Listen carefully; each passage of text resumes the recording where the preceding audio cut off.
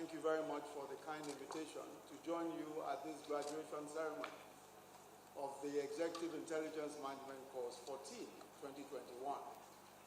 Let me say that when I listened to the list of those who are receiving the special prizes and awards, and I noticed that neither my own Chief Security Officer nor the Chief Security Officer of the First Lady, who is also in this course, received a prize. So I realized that there was no man in this thing.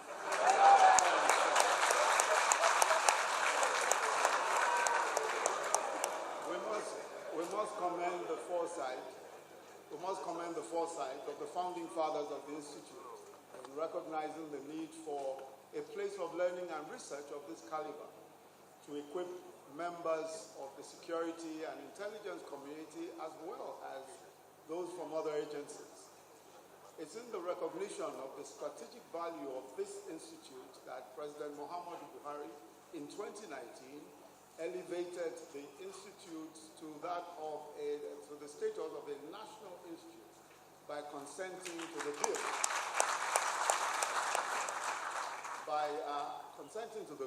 Establishing the institute. I'm pleased to know that you have not only continued in the illustrious tradition of your predecessors, but you've also set new standards of scholarship, excellence, and creativity here at the institute. Commendations to the directing staff and the board and members of the institute.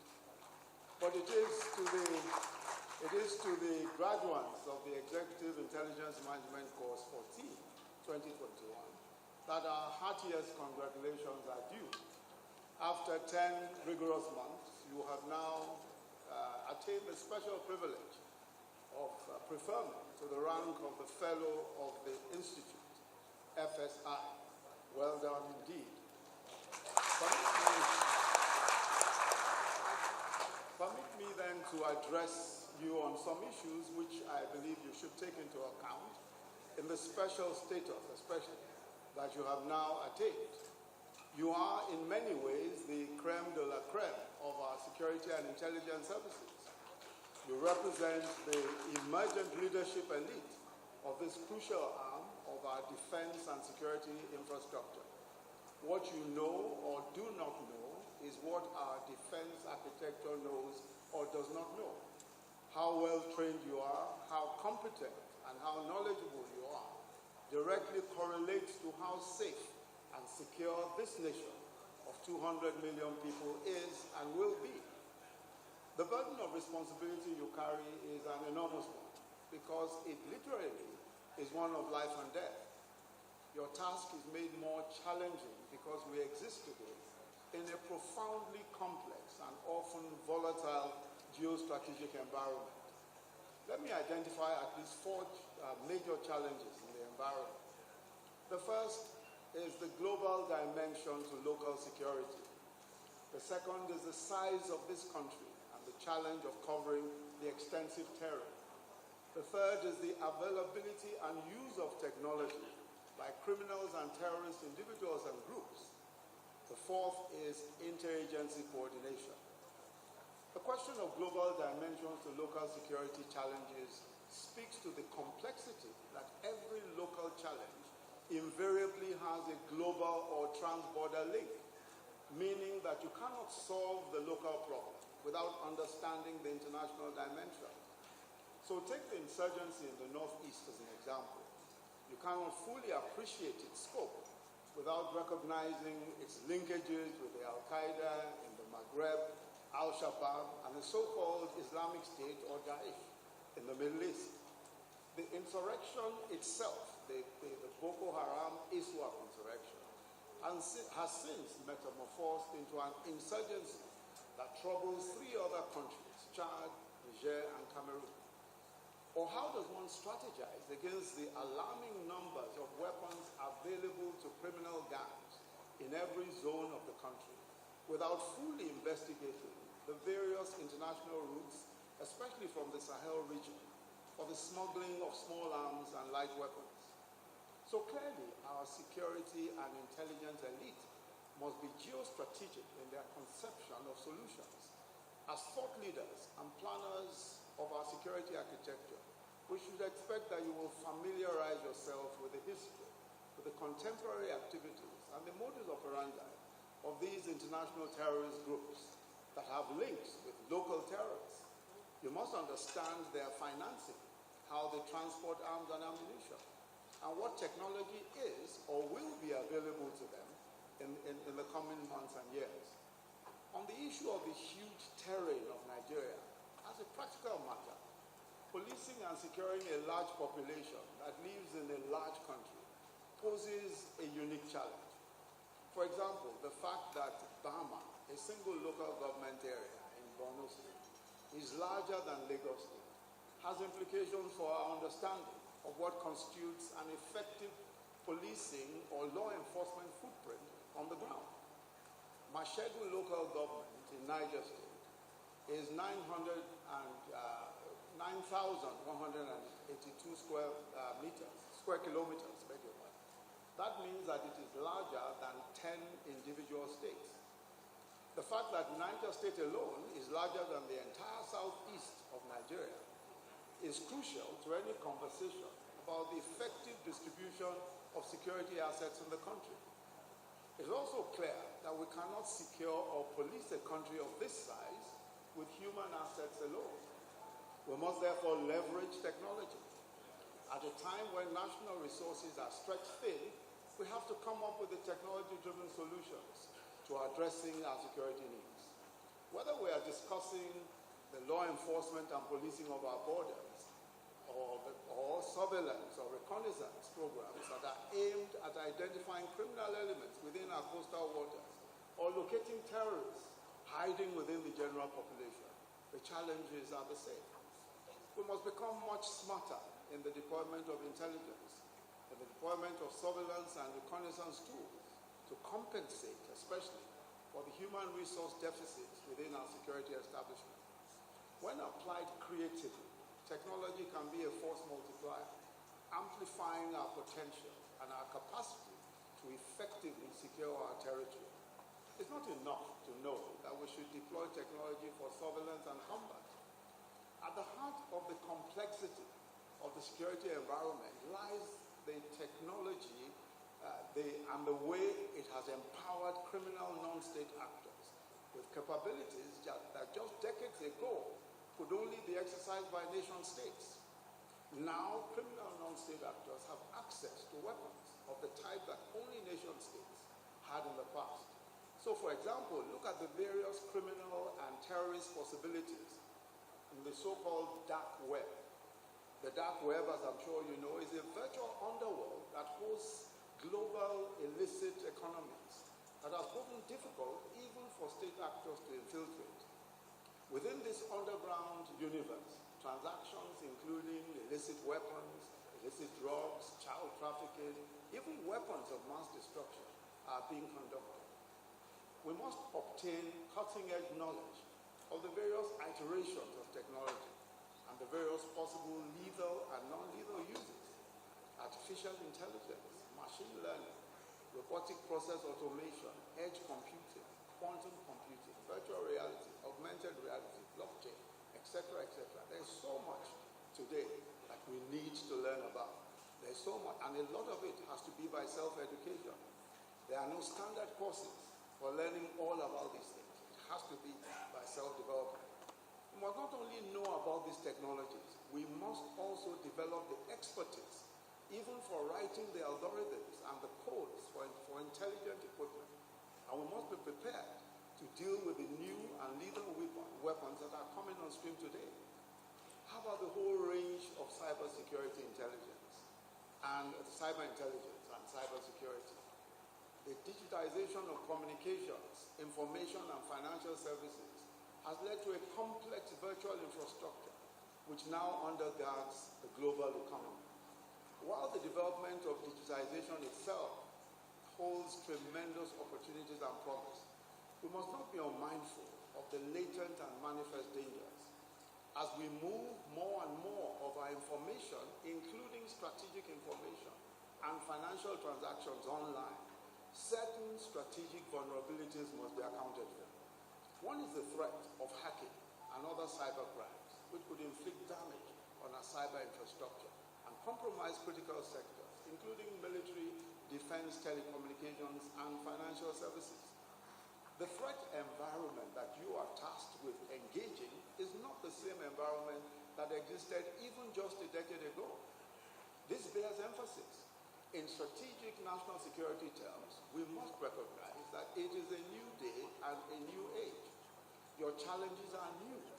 And while I sympathize with you, because it's a lot to deal with in a world that is far more complicated than that which your predecessors operated in, but I must also add that you are functioning at the most advanced moment in human history. You are better equipped, better resourced than at any other time in the history of man. And this is so self-evident. I usually give the example of the smartphones that we carry today. The smartphone that you carry today has 100 times more computing power than all the computing power that the Apollo spacecraft that carried men to the moon in 1969 had. That simple equipment that you're carrying today. So we're better equipped than anyone before us. In any event, it has fallen on you to be the generation of security and intelligence practitioners that will marshal Nigeria's responses to the variety of threats that confront us. And there's no doubt that in marshalling these responses, we must be smarter and more imaginative. We are compelled by the exigencies of our age to be much smarter in the way that we go about our business, not only because we're in competition with well-equipped non-state actors, some of whom are hostile, but also because we must keep pace with society itself. In addition to being much smarter, the perils of this new age challenge us to become even more imaginative. The business of intelligence necessarily entails the capacity to expect the unexpected, to foresee the impact of unintended consequences and black swan events. That is unpredictable, and usually it is the unpredictable events that we must be prepared for. We must plan, especially because we have been given the responsibility to think ahead of a nation of this size and of this complexity. It falls upon our laps to plan ahead and to be imaginative. It's not enough for intelligence services to anticipate the threats that they have a clear line of sight to. Indeed, given the resource constraints that we face, we cannot afford to wait for the threats to become manifest dangers before we react. Our intelligence service must be proactive rather than reactive, ahead of the curve rather than behind it. Threats must be identified and addressed well before they evolve into manifest perils. It's a very heavy burden indeed, but the truth is that the intelligence community, by the very nature of its mandate, is charged with being several steps ahead of the rest of us. This requires a high capacity for imagination. In fact, I'll go so far as to say that in many respects, a failure of intelligence is a failure of imagination. On this note, I must stress, I must emphasize that if there is any gift or skill that should define the intelligence officer of this new age, it is imagination.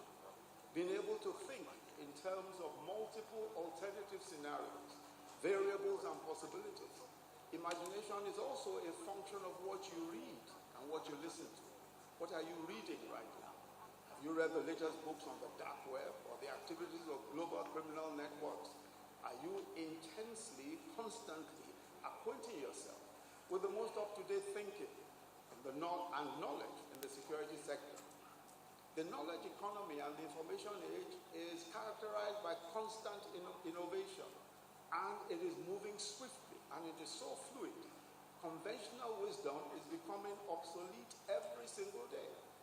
The security and intelligence sector is not exempt from all of the dynamics that face our world today. So the point of constant learning is not only to keep us in touch with current trends in the space, but also to enhance our abilities and capacities to identify the threats that lie beyond the horizon. But I must say that, perhaps the most critical area is that we must reinvent the institutional culture of our security and intelligence agencies. Our security and intelligence agencies must adopt a culture that is empirical, data-driven, analytical, and defined by forensic rigor. Above all, we must emphasize interagency collaboration and synergy. This is absolutely important. We are as good as the synergy between all of the agencies, law enforcement agencies of government, security agencies of government. We're as good as that synergy. And this administration has not shied away from investing in that sector. In May this year, arising from the deliberations of the National Security Council, the President established the Committee on Needs and Assessment of National Security Requirements, and he mandated that committee to look at all of the special needs of defense, security, and intelligence agencies in the light of current challenges and to recommend options for containment. The President personally handpicked the membership of that committee, which had representation from the military, the police, the security, and intelligence agencies, and he asked me to chair it. As a result of the work of the committee, the President signed the supplementary budget to the tune of 802 billion naira for military, security, and intelligence agencies for their special needs. This was in keeping with his commitment since the outset of the administration that he will ensure that those charged with keeping Nigerians safe are adequately equipped for the job. Beyond this, Mr. President also emphasized an approach that leverages interagency collaboration, joint operations, technology-driven enablers, and the optimization of existing capabilities to avoid duplication of resources and expenditure. So everything that we need is being provided. Today, those of you who are graduating at the front lines of an existential struggle.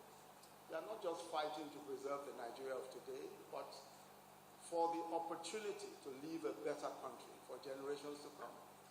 It is a struggle to realize the words of our national anthem and make Nigeria a land where peace and justice truly reigns. The nation of our dreams is still evolving. There are challenges, but they are surmountable. And every victory that you reap through your immense courage and toil, even sometimes in the teeth of danger, serves to bring that new Nigeria into being. Certainly, your labors will not be in vain. You have now a better equipped situation for the command and strategic positions that you already occupy. I have no doubt in my mind that as you return to your respective security organizations and countries, you will bring fresh ideas and renewed vigor in the service of your respective countries and units. I'd like to congratulate you again, FIS. God bless you. Thank you very much.